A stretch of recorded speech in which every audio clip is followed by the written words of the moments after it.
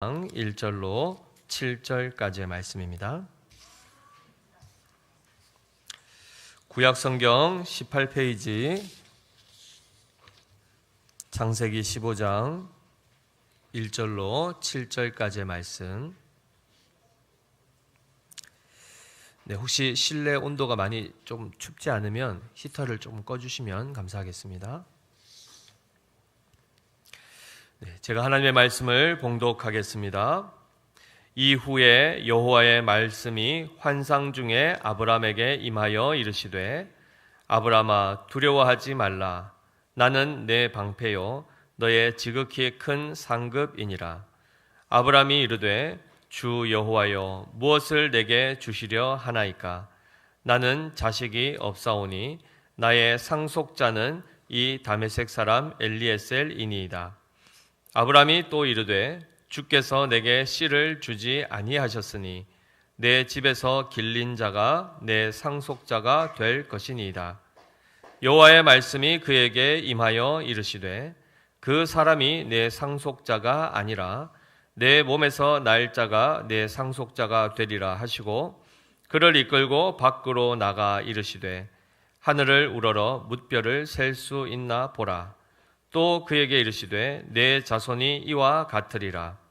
아브람이 여호와를 믿으니 여호와께서 이를 그의 의로 여기시고, 또 그에게 이르시되, 나는 이 땅을 내게 주어 소유를 삼게 하려고 너를 갈대아인의 우르에서 이끌어낸 여호와니라. 아멘. 샬롬. 우리가 창세기 14장의 말씀을 우리 지난 시간에 살펴보았는데요. 사실 14장의 내용이 다룰 것이 참으로 많습니다. 그러나 이제 추수감사주의를 겸하여 하다 보니까 본문을 좀 압축해서 이렇게 다루고 넘어오게 되었습니다. 특별히 우리가 이 14장 사건을 통해서 분명히 확인해야 됐던 것이 무엇이냐면, 아브라함이 자기가 가졌던 그 모든 소유, 그가 누렸던 모든 것들을 하나님으로부터 온전히 공급받았다는 것을 그는 분명히 인식을 하고 있었습니다. 그런데 그 가운데 특별히 조카 롯이 이 엘람 왕 그돌라 오멜과 연합한 4개국, 그리고 하나님이 약속의 땅으로 아브라함에게 주시기로 했던 바로 그 가나안 땅의 5개의 연합국이 전쟁을 하는 가운데에 자기 조카 롯이 어떻게 됐습니까? 사로잡혀 갑니다. 포로로 잡혀가고 모든 소유물도 다 빼앗기고, 실제로 가나안 족속이 아브라함이 비록 그 땅에 살고 있었지만 그 연합국은 이방 족속에 의해서 멸망을 당합니다. 그래서 사실은 이 국제적인 대전쟁 가운데 아브라함이 자기의 조카 롯을 구하고자 이렇게 그 전쟁에 참전한다는 것 자체가 사실은 이거는 불가능한 일이죠. 누가 봐도 이거는 지는 게임입니다. 지는 싸움입니다. 자칫하면 어떻게 되죠? 괜히 조카 롯을 구하러 갔다가 자기도 죽고 자기의 모든 재산도 빼앗길 그런 위급한 상황이었는데, 아브라함이 결단을 하고 용기를 가지고 전쟁에 참여합니다. 그 결과가 어떻게 됐습니까? 결과가 어떻게 됐죠? 승리했습니다. 즉 롯을 안전하게 구출했고, 그들이 다 빼앗아갔던 모든 재산 소유들을 어떻게 했죠? 되찾아왔단 말이죠. 자, 그런데 잘 보십시오. 이 과정에서 아브라함이 그렇게 출전할 수 있었던 근거가 어디에 있습니까? 그렇죠. 하나님이 모든 세상의 권력보다 크시다는 것을, 그 하나님의 전능하심을 그가 경험했기 때문에 비로소 그 용기를 낼 수 있었던 것입니다. 그리고 실제로 그가 아무리 담대함을 가지고 나간다 한들 하나님이 실제로 그를 돕지 않으셨으면, 그 모든 적군들을 아브라함의 손에 넘기지 않으셨으면 그가 그들을 진멸할 수 있습니까? 없습니다. 이 말씀에서 분명히 우리가 확인해야 될 것은, 내가 얼마나 확신을 가지고 있냐, 그게 포인트가 아니고 하나님이 얼마나 신실하시냐, 이것으로 인하여 그의 인생의 모든 역경들이, 그리고 모든 문제들이 거기에 따라서 결정이 나게 되어 있다는 것을 성경은 말씀해 주고 있습니다. 자, 그 가운데 실제로 하나님이 천지의 대주제이신 모든 만물을 주관하신 하나님이 지금 아브라함 편을 들고 계시죠. 그리하여 그가 잃어버렸던 모든 것을 다 되찾아왔습니다. 그리고 나서 잘 보시면 만약에 우리가 그 자리에 있었다면 그 왕들까지도 쳐부수었다라고 얘기하고 있습니다. 그럼 왕을 멸했으면 그 땅, 그 나라는 자기가 차지해도 됩니까? 안 됩니까? 차지해도 되지요. 엘람도 차지하고 그 위에 나머지 그 신할 땅 엄청나게 비옥한 초승달 지역을 자기가 다 차지해도 누구 하나 뭐라 하지 않을 겁니다. 그리고 그가 제국을 형성하고 가나안뿐만 아니고 하나님은 약속의 땅 가나안만 주셨는데 그 땅 말고 이 전쟁을 통해서 어쨌든 자기가 차지한 이 땅도 자기가 소유하고 그리고 거기에서 하나님을 잘 믿어서 자기가 왕이 되어가지고 나중에는 바로 왕도 하나님 앞에 꼼짝 못했지 않습니까? 그럼 자기가 이 황제가 되어서 애굽까지 이집트까지 다 점령해도 누가 뭐라 하겠습니까? 그리고 그것이 얼마나 영광스럽겠습니까? 믿음으로 승리하고 믿음으로 황제가 되고 영광스럽지 않겠습니까? 그런데 아브라함이 어떻게 했죠? 그 땅, 그 전쟁하고 나서 그 땅 차지합니까? 뒤도 돌아보지 않고 어디로 옵니까? 약속의 땅, 하나님이 주시겠다는 그 땅으로 돌아옵니다. 그 엄청나게 많은 영토를 다 포기하고 재산을 다 뒤로하고 자기 것만 가지고 돌아옵니다. 돌아왔을 때에 가나안 땅에 살고 있었던 소돔 왕이 어떻게 했습니까? 그도 빼앗겼던 모든 것들을 아브라함 때문에 되찾게 됨으로 인해서 감사해서 그 예물을 주려고 했지 않습니까? 모든 재산은 네가 다 가져가라. 사람들만 내게 보내라. 이렇게 했지 않습니까? 그런 가운데도 아브라함은 그걸 취합니까? 안 취합니까? 취하지 않습니다. 왜 그렇게 했죠? 나는 사람에게서부터 영광을 취하고 싶지 않고 내가 지금 이렇게 복을 받은 것이 하나님으로부터 온 것인데 네가 거기에 숟가락을 얹는 것을 나는 용납할 수 없다. 모든 영광은 하나님께 돌려야 한다라는 이 신앙 고백을 가지고 그가 모든 그 부와 그 번영을 포기하고 하나님이 주신 것에만 그가 딱 집중하는 것을 우리는 보게 됩니다. 그것을 통해서 하나님이 아브라함에게 멜기세덱을 보내죠. 멜기세덱 이름이 뭐였습니까? 사람 이름이죠. 무엇입니까? 의의 왕이란 뜻입니다. 그리고 이 멜기세덱은 살렘 왕이라고 되어 있죠. 나중에는 그 지명이 예루살렘으로 이제 바뀌게 되는데 살렘 왕, 즉 평화의 왕, 의의 왕, 누구를 예표하는 겁니까? 예수 그리스도를 예표하는 것입니다. 그런데 중요한 것은 한 사람이 직분을 혼자 여러 개를 같이 할 수 있습니까? 없습니까? 원래는 없습니다. 왕이면 왕, 선지자면 선지자, 제사장이면 제사장. 구약에서는 이 기름 붓다라는 이 메시아라는 이 행위, 그거는 왕과 선지자와 제사장에게만 부어지게 되는데 그것을 홀로 다 하는 존재는 없습니다. 그런데 지금 보니까 멜기세덱이 그 역할을 홀로 감당하죠. 이 세 개의 중요한 기름 부음 받는 직분은 예수님만이 유일하게 성취하십니다. 그 예표로서 지금 멜기세덱이 등장하는데 제가 참고로 지난 설교 때 조금 표현을 잘못한 부분이 있어서 정정을 합니다.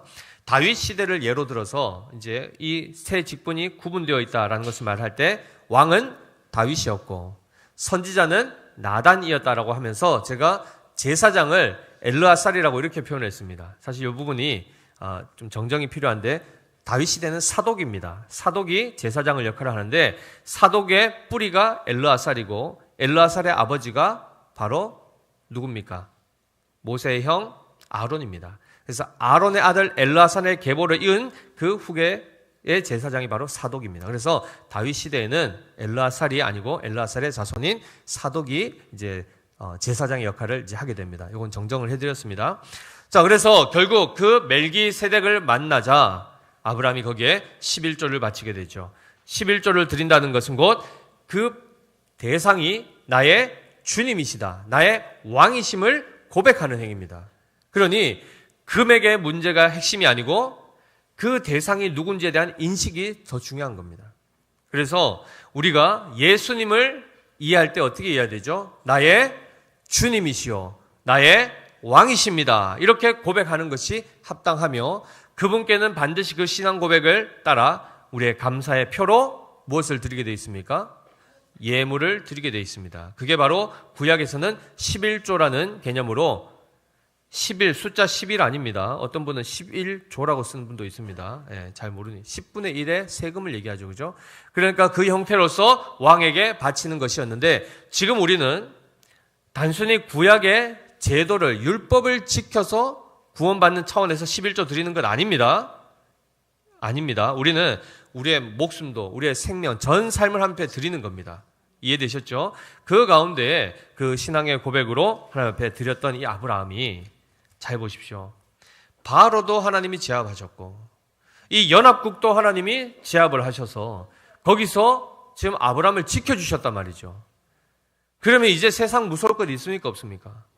세상 무서울 것 없습니다.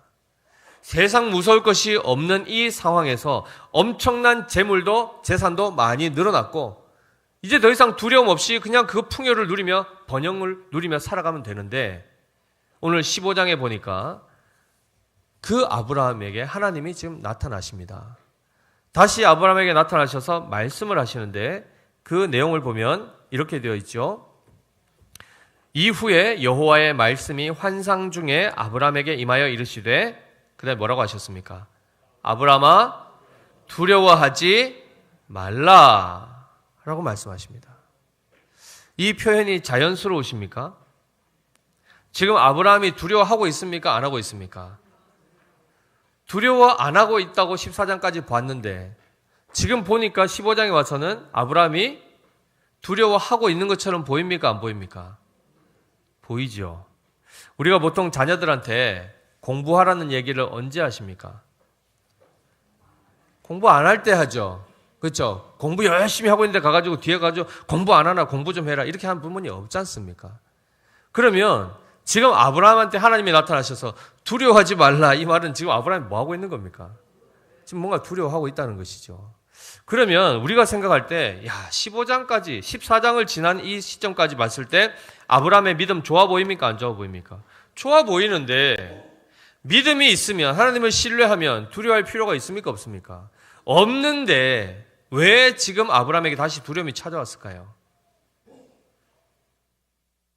우리 사랑하는 성도 여러분, 일상생활 가운데 염려 있으십니까? 없습니까? 주로 뭐에 대한 염려하십니까? 다 다르시겠지만 지금 당장 어떤 게 염려가 되십니까? 저의 얼굴에 뻘건 게 이게 염려가 되십니까? 그리고 어떤 게 두려우십니까? 보통은 죽음이 두렵고 건강을 잃을까 봐 두렵고 모든 것을 상실할 것에 대한 두려움입니다. 그죠? 내가 가진 재물이 문제가 생기거나 내 건강, 내 자식 이런 모든 것들이 문제가 생겨서 그것이 잃어버리게 될까 봐 상실에 대한 두려움이 굉장히 큽니다.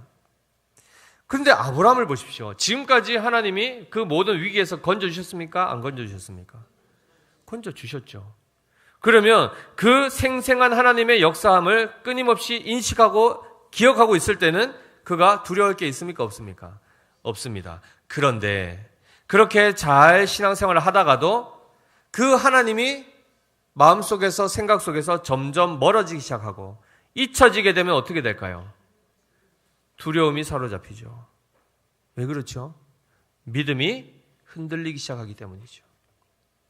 하나님으로부터 멀어지면 우리는 당연히 우리 홀로 됨으로 인하여 점점 더 우리 안에 있는 근원적인 불안과 두려움에 또 사로잡히게 돼 있습니다. 많이 경험하지 않으십니까? 우리 교회 이름이 뭐죠? 믿음의 교회. 그럼 믿음의 교회 성도들이 믿음이 없으면 됩니까? 안 됩니까? 그러니 우리 성도들은 이미 벌써 예수님을 믿는 믿음을 가지고 이 자리에 와 있는 분들입니다. 그런데도 분명히 믿음은 있지만 그 믿음이 어떤 분은 작은 믿음이요, 어떤 분은 흔들리는 믿음이요, 어떤 분은 견고한 믿음의 자리에 있는 분들이 다양하게 있을 수 있습니다. 때로는 그렇게 객관적으로 비교해서 어떤 분이 믿음이 좋고 어떤 분이 조금 더 좋지 않다, 작다 이렇게 분별도 할 수 있지만 우리가 개인에게만 적용하더라도 믿음이 있는 것 같기도 하고 믿음이 없는 것 같기도 하고 하는 시간들을 보냅니까? 안 보냅니까? 보내시죠. 그런데 성경은 보십시오. 믿음이 있을 때는 어떻습니까? 세상 할렐루야죠. 그죠? 걱정할 게 없습니다. 뭐 착착 하나님이 막 그때그때마다 다 이루어주시고 뭐 좋죠. 근데 갑자기 내가 원하는 대로 뭔가가 안 될 때부터 턱턱 부딪히면 어떻게 됩니까? 도대체 하나님 어디 계십니까? 뭐 하고 계십니까? 주무시고 계십니까? 성경을 보니 졸지도 주무시도 아니하신다는데 그럼 도대체 어디에 지금 가 계십니까? 이렇게 되지 않습니까? 하나님이 점점 그 문제 가운데 개입하지 않고 손길이 느껴지지 않을 때 우리는 어떻게 됩니까? 두려움이 또 확 사로잡히고 염려가 끊임없이 이어지게 되어 있습니다. 이 모습이 지금 누구의 모습입니까? 15장에 이른 아브라함의 모습입니다. 믿음으로 잘 오다가 갑자기 털컥 또 걸립니다. 그러면 이 자리가 지금 어딜까요? 어떤 것을 지금 염려하고 있을까요? 아브라함이 지금 뭐 때문에 두려워하고 있을까요? 자, 오늘 본문 보니까 자식에 대한 부분이 나오지만 근원적으로 하나님이 그에게 나타나서 두려워하지 말라 하시면서 제일 먼저 말씀하신 게 뭡니까? 나는 내 방패다라고 얘기하십니다. 방패. 방패는 용도가 뭐죠? 공격으로부터 막는, 나를 지켜주는 보호막 아닙니까? 그 보호의 장구가 되신다고 얘기하시는 이 이야기는 뭡니까? 누군가가 지금 자기를 공격할 것 같은, 그래서 자기의 목숨이 위태로운 그런 상황에 직면할 것 같은 그 불안이 지금 사로잡혀 있는 겁니다. 그렇기 때문에 하나님의 많은 속성 가운데 특별히 방패라는 이 표현을 통해서 우리를 지켜주신다고 얘기를 다시 가르쳐 주시는 것이겠죠. 지금 이 상황 잘 보십시오. 조금 전까지 오늘 보니까 15장에 이후에라고 되어 있죠. 바로 이후가 어떤 상황입니까? 어떤 일이 있고 난 후입니까? 조카를 구하러 갔지 않습니까? 지금 이방의 북방의 연합국의 왕들을 지금 쳐부수었단 말이죠. 그리고 그들을 다 진멸하고 돌아온 게 아니고 왕들을 쳐부시고 자기의 소유만 다시 되찾아온 상황이니 그들은 여전히 남아있습니까? 안 남아있습니까? 남아있단 말이죠. 남아있는데 아브라함은 지금 돌아왔고 그러면 무슨 생각이 순간 들까요? 네, 지금 알람이 울리고 있습니다. 주무시는 분들 빨리 깨십시오. 일어날 시간입니다. 무슨 생각이 들까요? 혹여나 이들이 그의 후손들이 다시금 연맹을 맺어가지고 자기들이 평안할 때에 갑자기 급습해서 318명 길리운 그 군사들을 다 죽이고 자기도 죽이게 되면 속수무책이죠. 지금까지는 하나님이 지켜주셔서 왔는데 이후에 어떻게 될지 압니까? 모릅니까? 모르니까 갑자기 또다시 죽음의 위협 가운데 그가 생각 가운데 사로잡힙니다. 성경을 읽어보십시오. 그 연합국이 다시 와서 아브라함 칩니까? 안 칩니까? 안 쳤죠. 그런데 지금 본인은 아직 그 결과를 압니까? 모릅니까? 모르니까 지금 여기서 뭐 하고 있습니까? 그런데 잘 보십시오. 모르면 무조건 불안해야 됩니까? 일어날 수도 있고 일어날 수도 있지 않습니까? 그런데 실제로 보니까 일어나지 않는 일입니다. 그러면 거기서 그래 안 일어난다 생각하고도 평안하게 살아갈 수도 있고 어떤 분들은 그래도 혹시 모르니까 하면은 그때부터 염려에 사로잡히게 되어 있습니다. 근데 잘 기억해 보십시오. 안 일어나게 된 원인이 뭡니까? 그 일이 발생하지 않은 원인이 어디에 있습니까? 하나님께서 그를 지켜주심 때문에 일어나지 않은 겁니다. 그러니 그 사실을 모른 채 그저 혼자 천하태평인 분들이 계시죠. 긍정 마인드. 아마 난 염려도 하나도 안 되고 뭐 잘 되겠지. 뭐 이런 분도 계십니다. 평안하게 사시다가 어떻게 되죠? 지옥 갑니다. 자칫하면. 왜죠? 하나님 없이 그냥 평안은 아무 평안이 진짜 평안이 아니지 않습니까? 잠깐의 평안일 뿐입니다. 그냥 그것 또한 자기의 착시죠. 그리고 또한 그것 말고도 혼자 스스로 전전긍긍하면서 어떻게 하면 맨날 염려하면서 계산기 두드리는 분들이 있죠. 돌다리 어떻게 합니까? 두들기고 넘어가야 되죠. 근데 너무 두들기다 보니까 어떻게 됩니까? 곧 깨져버립니다. 그 돌다리가. 그래서 건너가지를 못하게 되죠. 이 양극단의 삶이 다 어디에서 일어나고 있습니까? 하나님 없는 삶에서는 이 둘 다가 뭐죠? 다 멸망입니다. 그러나 하나님 안에 있으면 내가 너를 지키기 때문에 이 일이 발생하지 않으니 염려하지 말라 이렇게 되는 겁니다. 한마디로 염려의 거리를 제거해 주셨기 때문에 염려할 리가 없는 겁니다. 자, 그러면 이것이 아브라함 삶에만 적용되는 겁니까? 하나님이 이때만 두려워하지 말라 하셨습니까? 이때만 내가 방패가 되고 그 다음부터는 안 되시는 겁니까? 지금도지요. 지금도. 우리의 조상이 누굽니까? 아브라함이면 우리는요, 아브라함의 후손 아닙니까? 혈통적으로가 아니라 믿음의 원리 안에서 우리 또한 그 하나님의 은혜를 알고 믿고 살아가는 사람들인데 여전히 우리 뭐 하고 있습니까? 15장에서 못 넘어가고 있지 않습니까? 아직 11장에 계신 분들 빨리 12장으로 넘어오십시오. 계속 거기에 머물러 있는 건 의미가 없습니다. 이미 벌써 하나님이 어떻게 일하시고 인도하신지를 말씀으로 보여주고 계시지 않습니까? 그런데 지금 여전히 우리는 아직 16장도 넘어가지 못하고 15장에 와 있죠. 여기 오니까 또 턱턱 걸리죠. 우리의 신앙의 실체가. 믿음이 있어 보이지만 여전히 염려하고 있고, 믿음이 있다라고 말은 하지만 여전히 두려움 가운데 사로잡혀 있는 우리가 보이지 않습니까? 그런데 감사한 게 뭡니까? 감사한 게 뭡니까? 흔들리고 있고 두려워하고 있는 그에게 하나님이 찾아오신다는 겁니다. 찾아오실 뿐만 아니고 오셔서 지적하고 정죄하고 너 왜 이렇게 나를 못 믿니? 야, 넌 안 되겠다. 나는 너를 이렇게 끝까지 이렇게 해줬는데 이 정도로 하는데도 날 계속 의심하면 우리는 더 이상 같이 갈 수 없다. 이렇게 하면서 관계를 끊는 자리로 오는 것이 아니라 두려워하고 불안해하고 하는 그에게 어떻게 하시죠? 그 두려움을 제거해 주십니다. 어떻게 해요? 하나님이 누구신지를 다시 나타내 보여주심으로. 그래서 15장 1절을 이렇게 시작했지 않습니까? 여호와의 말씀이 환상 중에 아브라함에게 임하여 이르시되. 자, 지금 아브라함이 여호와의 말씀을 어떤 상황 가운데서 받게 됐죠? 환상 중에. 자, 그럼 잘 보십시오. 여호와의 말씀이 중요합니까? 환상을 보는 게 중요합니까? 확실하십니까? 근데도 요즘에는 왜 자꾸 환상 보려고 하십니까? 환상 보는 게 더 신비롭죠. 그러나 하나님은 하나님을 나타내 보이는 방식을 이 당시에는 환상이라는, 이상이라는 그 현상을 통해서 중요한 것은 그에게 말씀하셨다는 것입니다. 그럼 지금은 우리에게 어떻게 말씀하시죠? 그러니까 그 말씀을 어떤 방식을 통해서 하시죠? 기록된 계시의 말씀인 성경을 통하여 말씀해 주신다는 것입니다.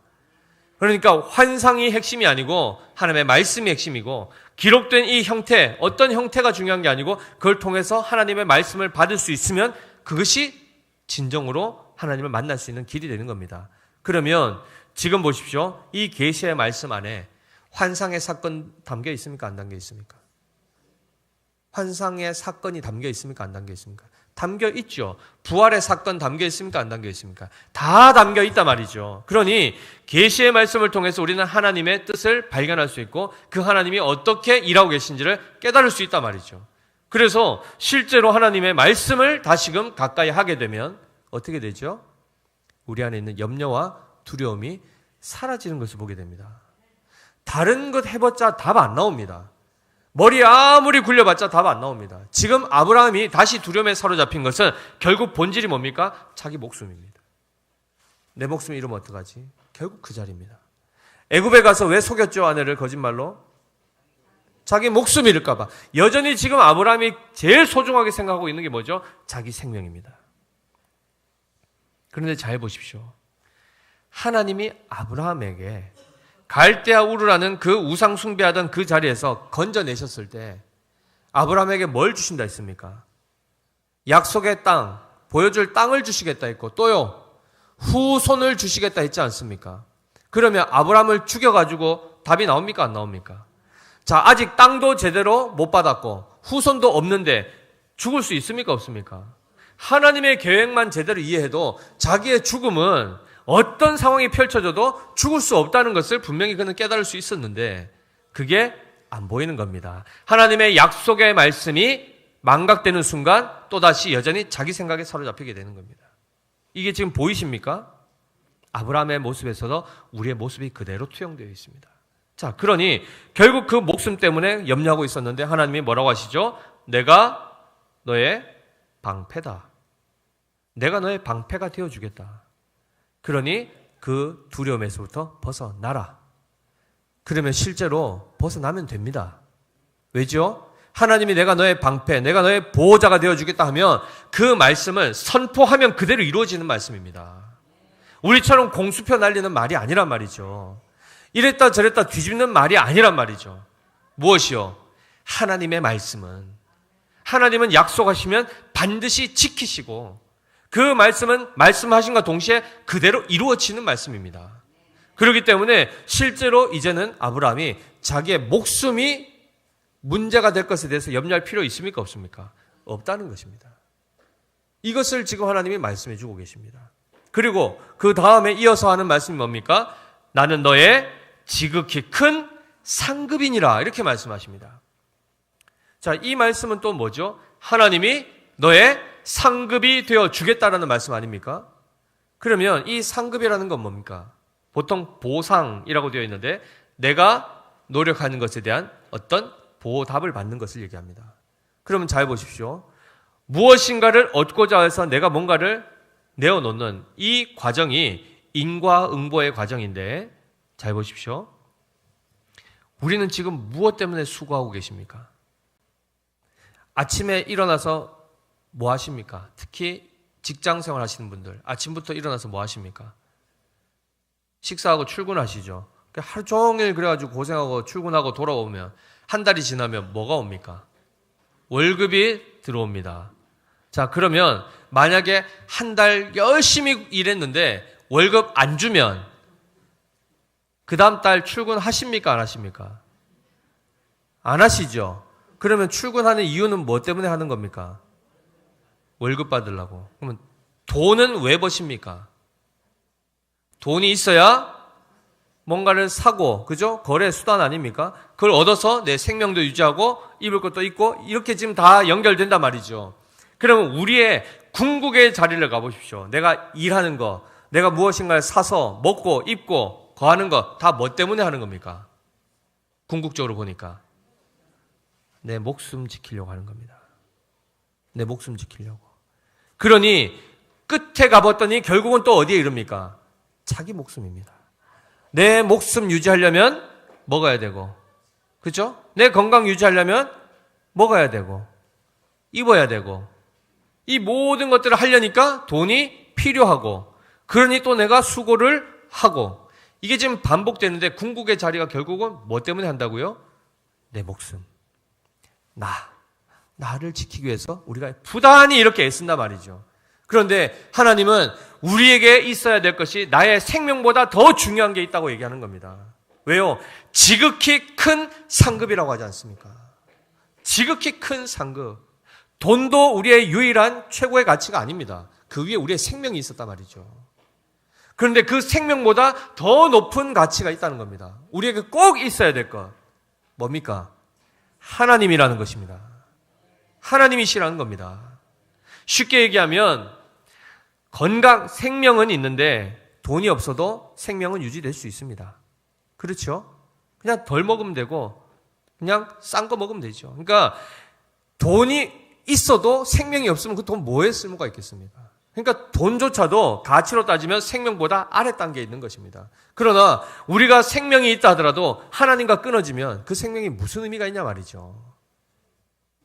그런 차원에서 우리에게 제일 필요한 것은 돈도 아니요, 우리의 생명도 아니요, 무엇이 있어야 됩니까? 하나님이 거하셔야 된다는 겁니다. 그래서 무엇을 하든지 내가 하나님만을 온전히 나의 유일한 복으로, 유일한 상급으로 무엇이든 표현해도 좋습니다. 가장 존귀하고 가장 귀한 보물로도 하나님 아닌 다른 걸 대체하면 됩니까? 안 됩니까? 안 된다는 것입니다. 자, 이 땅에 사는 많은 사람들 중에 하나님 믿지 않는 사람들 많습니까? 없습니까? 많죠. 굉장히 많습니다. 그런데 잘 사는 사람 많습니까? 적습니까? 잘 살아 보이는 사람이 많습니다. 염려 하나도 없이 얼굴 팽팽하게 해가지고, 그죠? 피부도 하나도 안 빨갛고 뽀얗게 해가지고, 그렇죠? 하는 분들 많습니다. 여행도 다니고 돈이 뭐 남아 돌아가지고 집도 여러 채고 가만히 앉아가지고도 월세 받아가지고도 평생 먹고 살 거 걱정 안 하고 사는 사람들도 많습니다. 그분들께 그 삶은 언제까지 유효합니까? 그가 살아있을 동안입니다. 다시 말해서 그분들 죽습니까? 안 죽습니까? 그 모든 누리던 것들을 다 멈출 때가 온다는 겁니다. 그렇기 때문에 그들이 지금 자기들의 생각, 자기들의 뜻을 따라 살아가는 그 삶이 진정한 영원한 삶이 될 수 있습니까? 될 수 없습니다. 이 삶을, 이 유한한 삶을 넘어갈 수 있는 유일한 길이 뭡니까? 하나님이십니다. 왜냐하면 하나님 안에는 무엇이 있죠? 영생이 있습니다. 영원히 죽지 아니함이 있단 말이죠. 그렇기 때문에 그 하나님을 소유한 자는 어떻게 됩니까?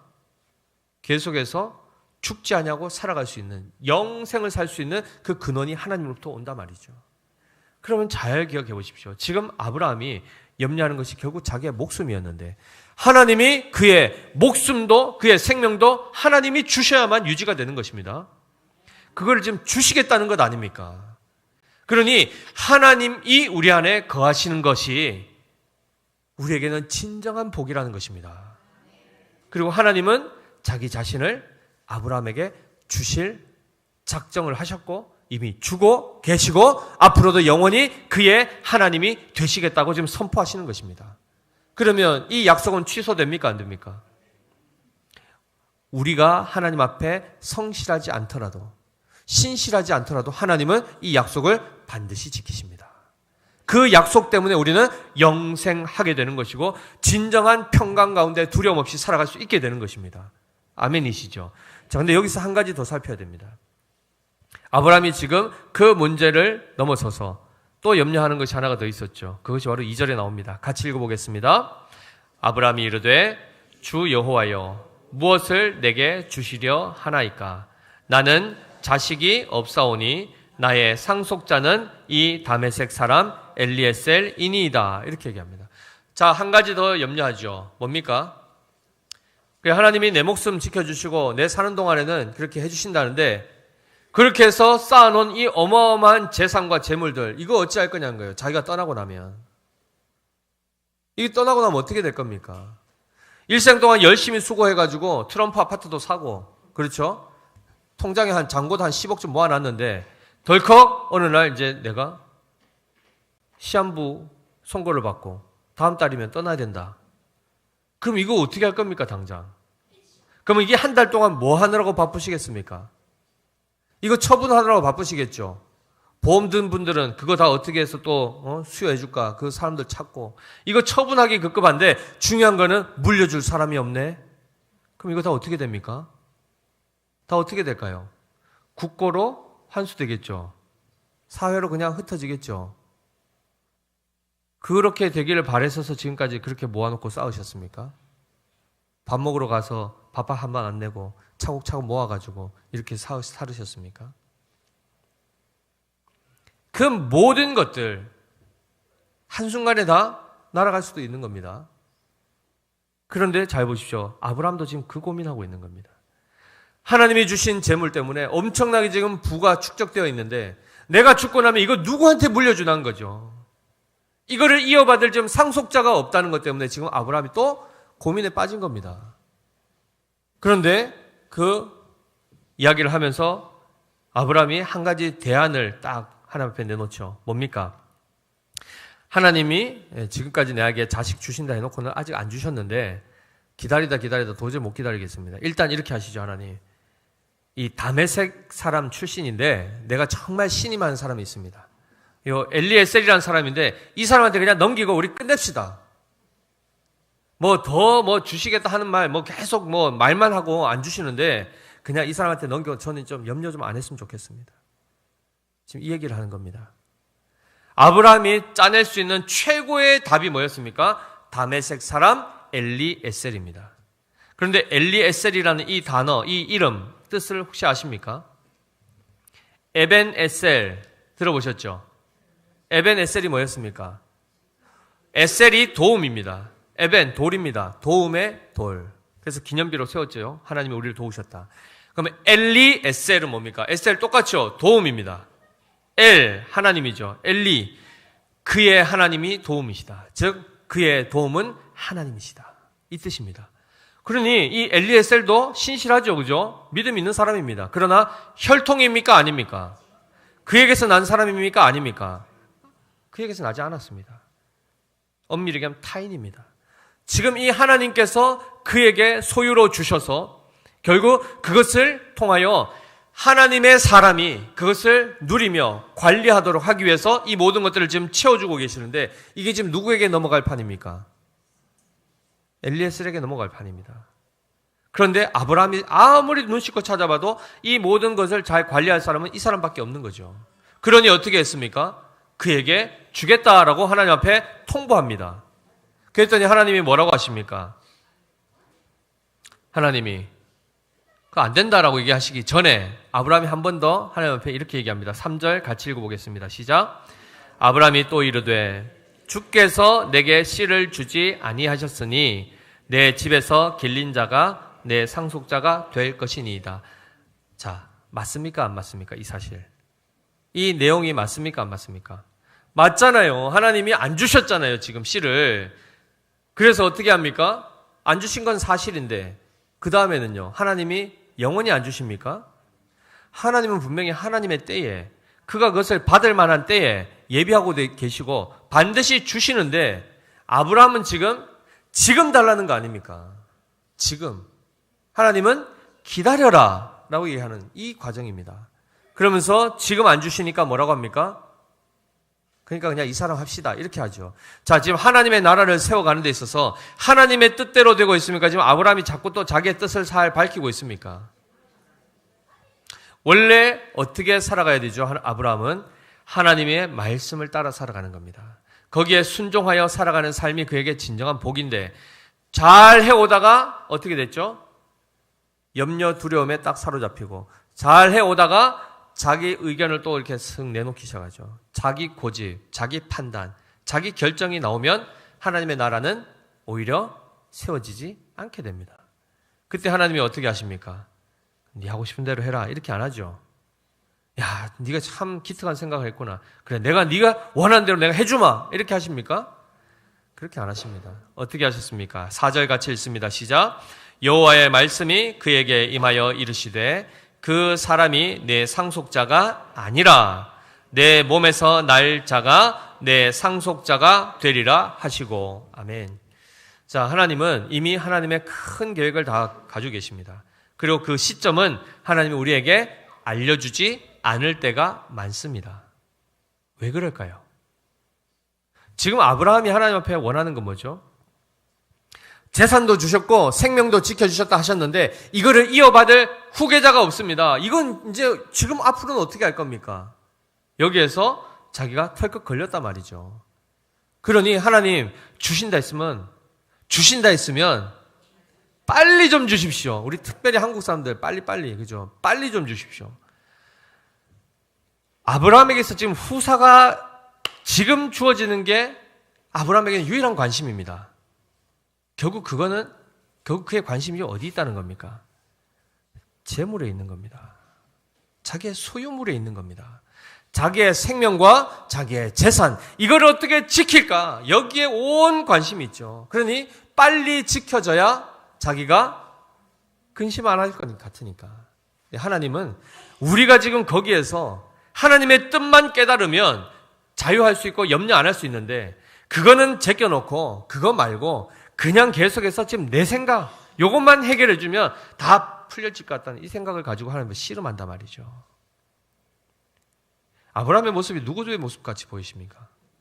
철저하게 우리라고 하지 마시고 조금 더 좁혀서 내 모습 아닙니까? 다 내 모습 자꾸 이렇게 뭉퉁거려서 도매급으로 하지 마시고 다 내 모습입니다. 그런데 감사한 게 뭐죠? 지금 아브라함이 계속 흔들리고 있죠. 흔들리고 있고 자꾸 자기 고집을 자꾸 내세우고 있는데 오늘 본문에는 번역이 안 되어 있습니다. 생략되어 있는 본문 그 단어가 있습니다. 보라라는 힘내라는 단어인데 아브라함이 하나님 앞에 먼저 씁니다. 하나님 좀 보십시오. 상황 좀 보십시오. 참 답답하네. 좀 보시라고요, 하나님. 이렇게 하고 지금 나옵니다. 그 다음에 4절에 하나님이 아브라함 얘기 다 듣고 나서 뭐라고 하십니까? 아브라함아 좀 봐라. 하나님도 보라 하시고 아브라함도 보라 하면서 서로 지금 이러고 있는데 하나님의 그 계획을 다시금 아브라함에 보게 하십니다. 그게 뭐죠? 내 몸에서 반드시 씨가 나오게 할 것이다. 그런데 보니까 시점은 가르쳐 줍니까? 안 가르쳐 줍니까? 안 가르쳐 줍니다. 왜 이 싸움을 하실까요? 하나님이 그 시점을 몰라서 안 하십니까? 하는 거 봐서 우리는 보통 공사 만약에 이렇게 맡기면 어떻게 됩니까? 착공일, 그 다음에 마지막 완공일이 대충 예상을 하지만 딱 지켜집니까? 하다 보면은 짧아지기도 하고 하다 보면 늦어지기도 한단 말이죠. 그러다 보니까 우리는 이거를 못 맞추는 이유가 뭐죠? 우리가 한계가 있으니까 이걸 뭐 알 수가 없죠. 그러나 하나님은 정하시면 그날 딱 맞춥니까? 안 맞춥니까? 정확합니다. 1분 1초도 안 틀립니다. 그런데도 왜 안 가르쳐 주실까요? 네? 안 가르쳐 주시면서 뭘 지금 만들고 계신지 한번 보셔야 됩니다. 자, 우리 주님 다시 오신다 했습니까? 안 했습니까? 언제 오십니까? 왜 모르게 하셨냐 말이죠. 우리는 그날 알고 싶지 않습니까? 왜 알고 싶죠? 그때까지 탱자탱자 놀다가 오기 한 5분 전에 다 모여가지고 회개기도 하고 천국 가려고 그런 거 아닙니까? 자, 이것만 보더라도 벌써 우리의 속내가 다 드러났지 않습니까? 우리는 뭐 하는 겁니까? 이 날만 알면 그냥 내 하고 싶은 거 하다가 마지막에 하나님 원하는 거 해주고 그렇게 들어가려고 하는 이게 있단 말이죠. 그러나 하나님은 지금 뭐가 관심이죠? 우리가 그 날에 대해서 관심 갖기보다 지금 나와 함께 하신 하나님과 친밀하게 교제하고 그 사랑을 나누는 이 하루하루의 삶을 소중하게 보신단 말이죠. 그 날들이 축적되면 어느 날 하나님의 때가 되면은 어떤 일들이 이루어지고 또 어떤 일들이 이루어지고 이렇게 하는 과정이란 말이죠. 근데 우리는요, 못 기다립니다. 이 모든 염려와 두려움의 제일 큰 또 우리 안에 있는 그것을 자극하는 요소가 바로 조급함입니다. 조급함. 이거 안 버리면 계속해서 하나님하고 이 싸움 하다가 시간 많이 보냅니다. 아브라함이 결국 하나님의 그 말씀, 이 약속 처음 하신 거 아니죠. 이미 벌써 창세기 12장에도 하셨고 13장에도 하셨고 15장에 또 하십니다. 또 하시는 가운데 약속이 바뀌었습니까? 똑같습니까? 하나님의 약속은 동일합니다. 그 동일한 약속을 다시금 기억하게 하시고 반복 학습을 통해서 깨닫게 하시죠. 그랬더니 지금 아브라함이 듣다가 어떻게 됐죠? 5절에 보시면은 그를 이끌고 밖으로 나가 이르시되 하늘을 우러러 뭇 별을 셀 수 있나 보라. 또 그에게 이르시되 내 자손이 이와 같으리라. 다시 한번 증표를 보여주시죠. 13장에서는 모래를 보게 하시고 모래를 셀 수 있냐? 티끌을 셀 수 있냐? 그럼 셀 수 있을 거다. 이 말은요, 셀 수 없기에 셀 수 없을 만큼 많은 후손을 줄 거다 했는데 지금 당장 손에는 아무것도 없습니다. 한 명도 없습니다. 그 가운데 지금 다시금 어디를 보이냐면 땅을 보다가 하늘을 봅니다. 땅보다 훨씬 크죠. 광활하죠. 거기에 수없이 쏟아지는 별을 보게 하신 다음에 이와 같게 될 것이다 라고 다시 한번 하나님이 확답하십니다. 그러자 아브라함이 어떻게 됩니까? 당장 수중에 씨는 보이지 않지만 어떻게 되죠? 6절 같이 읽습니다. 아브라함이 여호와를 믿으니 여호와께서 이를 그의 의로 여기시고가 나오는 겁니다. 다시금 아브라함에게 뭐가 지금 다시 일어났습니까? 하나님에 대한 믿음이 다시금 세워집니다. 무엇으로 말미암습니까? 하나님의 말씀과 하나님의 확답 통해서 그의 믿음이 만들어지는 것을 보셔야 됩니다. 자, 사랑하는 성도 여러분, 우리가 천국까지 가는 것, 아브라함의 여정들을 잘 살펴보십시오. 금요일마다 지금 믿음에 대해서 설교하고 있지 않습니까? 나오지 못하시는 분들도 유튜브를 통해서 다 보십시오. 그 하나하나를 통해서 하나님이 우리를 어떻게 지금 어디로 인도하고 계신지를 보셔야 됩니다. 그렇지 않으면 계속해서 헤매게 되어 있습니다. 계속해서 엉뚱한 것을 구하면서 착각 속에서 계속 두려움과 염려 안에 사로잡혀서 답도 없이 내가 꺼내놓은 유일한 답 해봤자 다메섹, 엘리에셀 이거 말고는 없습니다. 답도 아닌 답을 가지고 그것 붙들고 끙끙댄단 말이죠. 그게 아니라 하나님이 누구신지를 보이면 지금까지는 불안했던 것이 한순간에 날아가는 것을 보게 될 겁니다. 하나님을 다시금 이해하게 되고 깨닫게 되고 하나님 누구신지를 알게 되면 염려하려 해도 염려가 안 되게 되어 있습니다. 아멘이십니까? 아직까지 체험이 안 되신 분들은 이 말에 대해서 의심할 수 있겠지만 한번 경험해 보십시오. 하나님의 말씀을 통해 하나님이 누구신지를 알게 되고 하나님이 직접 이 기록된 말씀이 깨달아지게 하심으로 와, 정말 하나님이 나에게 이렇게 해주시겠다 하셨구나. 그리고 이렇게 실제로 만들어내시구나. 이것을 삶 가운데 하나하나 경험하면 할수록 뭐가 생긴다고요? 우리 안에 믿음이 생깁니다. 하나님에 대한 믿음이 생기면 정말 두려울 것이 없습니다. 아멘이십니까? 그래서 우리가 잘 보셔서 아시겠지만은 요한 1서 5장 4절 5절 말씀 한번 띄워주십시오. 요한 1서 5장 4절 5절 같이 한번 읽어볼 텐데요. 네, 시작. 무릇 하나님께로부터 난 자마다 세상을 이기느니라. 세상을 이기는 승리는 이것이니 우리의 믿음이니라 라고 되어 있습니다. 5절이요. 예수께서 하나님의 아들이심을 믿는 자가 아니면 세상을 이기는 자가 누구냐라고 되어 있습니다. 한마디로 세상의 모든 것들, 우리의 죽음까지도 이길 수 있는 유일한 길은 뭡니까? 예수 그리스도를 믿는 것입니다. 이 믿는 것 자체가 하나님께서 우리에게 주고자 하는 가장 본질적인 복의 실체입니다. 아브라함은 지금 자기 생명 얻고 자기 후사 얻어서 이 재산 지키고 싶은 것이 유일한 소망이겠으나 하나님은 그에게 주시고자 하는 것이 하나님 자신이며 아브라함이 하나님을 온전히 신뢰하는 사람이 되기를 원하신다는 겁니다. 이해되십니까? 우리는 보통 어떻게 하죠? 하나님, 내가 하나님 믿으면 하나님 뭐 해줄 건데요? 이렇게 나오잖아요. 또는 하나님, 내가 하나님 믿어드릴 테니까 요 문제 좀 해결해 주십시오. 이렇게 나오지 않습니까? 하나님의 관심은요, 문제 해결이 아니고 내가 온전한 믿음의 사람이 되는 것이 하나님은 거기에 관심이 있다는 겁니다. 그래서 7절을 보실까요? 마지막. 또 그에게 이르시되 나는 이 땅을 내게 주어 소유를 삼게 하려고 너를 갈대아인의 우르에서 이끌어낸 여호와니라. 이 땅 주십니까? 안 주십니까? 이 땅 주려고 꺼내왔다는 겁니다. 이 땅을 주려고. 근데 중요한 건 뭡니까? 이 땅이 중요한 게 아니고 그 땅에서 제대로 그 땅 주인답게 살아갈 아브라함이 핵심입니다. 아무리 좋은 걸 줘봤자 그거 다 망가뜨리면 어떻게 됩니까? 성경에 보면 돼지에게 뭘 던지지 말라 그러죠? 진주. 왜요? 그 가치를 압니까? 모릅니까? 모르니까 그걸 오히려 던져주면 어떻게 하죠? 그걸 짓밟고 그 다음에요, 그 던져준 사람까지 해하려고 달려든다지 않습니까? 진주는 누구에게 줘야 됩니까? 네, 부인들한테 주십시오. 좋아하실 겁니다. 무슨 말이죠?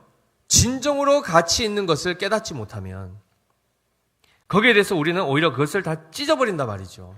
아무리 가나안 땅을 주어본들 그 땅을 제대로 관리하고 운영할 수 없는 사람이 들어가면 어떻게 됩니까? 다 망가뜨립니다. 이해되십니까? 그래서 하나님은 우리에게 좋은 환경을 주기를 원하셔도 우리 스스로가 청소하는 거 귀찮아하고 설거지하는 거 귀찮아하고 이러면은 아무리 좋은 집 어떻게 됩니까? 잠시 후면 한 달 있다 가보십시오. 어떻게 되죠? 쓰레기집 돼 있습니다. 쓰레기집. 지금 한국의 청소업체가 이렇게 호황을 누릴 줄 누가 알았습니까? 청소는 당연히 자기가 하는 거 아닙니까? 옛날에 뭐 물도 누가 물 돈을 주고 사 먹습니까? 했던 시대에서 지금 다 기름값보다 더 비싸게 물 사 먹고 있는데 점점 세상이 어떻게 됩니까? 지금 대학생들 원룸에 살고 이렇게 하죠, 그죠? 가보면 쓰레기집입니다. 왜요? 어릴 때부터 청소 안 해봤거든요. 다 누가 했습니까? 부모님이 해주시고, 그죠? 엄마도 누구 시킵니까? 로봇 청소기한테 시켜가지고 걔가 했지 않습니까?